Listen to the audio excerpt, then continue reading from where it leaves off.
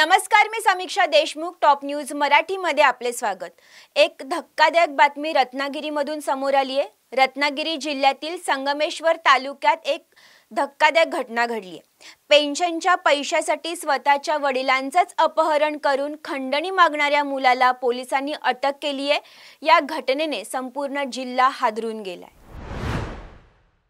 रत्नागिरी जिल्ह्यातील संगमेश्वर तालुक्यातील चोरपऱ्या गावात राहणारा श्रीकांत दत्तात्रय मराठे यांनी आपल्या 80 वर्षीय वडिलांचं अपहरण करून 1 लाख रुपयांची खंडणी मागितल्याचा प्रकार उघडकीस आलाय. मंगळवारी पहाटेच्या सुमारास ही घटना घडली.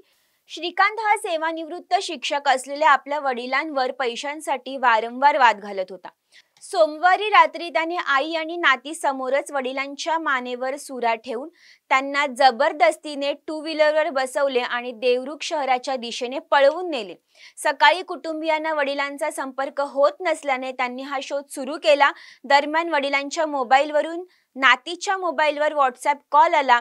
त्या कॉलमध्ये वडिलांचा हातपाय टेपने बांधलेला फोटो दिसला. आरोपीने तो फोटो पाठवून 1 लाख रुपयांची खंडणी मागितली आणि न दिल्यास जीव घेण्याची धमकी दिली. पण घाबरून न जाता वृद्धाची पत्नी सुनीता मराठे यांनी थेट देवरुख पोलीस ठाणे गाठले आणि तक्रार दाखल केली. पोलिसांनी तत्परतेने कारवाई करत तांत्रिक तपासाच्या आधारे आरोपी श्रीकांत मराठे याला चिपळूण परिसरातून तासाभरातच अटक केली आहे. सध्या देवरुख पोलीस पुढील तपास करत आहेत. आरोपीवर अपहरण, खंडणी आणि जीवे मारण्याची धमकी या गंभीर कलमांखाली गुन्हा दाखल करण्यात आला आहे. तुमची car, electric panel, data server आगीपासून सुरक्षित आहे का? नाही? मग आजच बसवा F protect temperature activated fire suppression device.